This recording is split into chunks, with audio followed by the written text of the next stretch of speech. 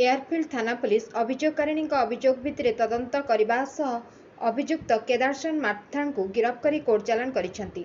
सूचनायोग्य जे अभियोगकारिणी एवं अभियुक्त दुहें पूर्वर परिचित और सेमानक मध्य निबिड़ संपर्क रहितला। अभियुक्त केदारसन माथांकर टंका आवश्यक थिबारु से एने अभियोगकारिणी को जणाइथिले और अभियोगकारिणी तांकर समस्त गहना बंधा रखी अभियुक्तଙ୍କୁ विभिन्न समय प्राय 10 लाख टंका देइथिले। गत 3/4/2024 तारिख रे अभियोगकारिणी अभियुक्तଙ୍କ घरକୁ ଯାଇଥିଲେ ଏବଂ ତାଙ୍କୁ ଟଙ୍କା ମାଗିଥିଲେ।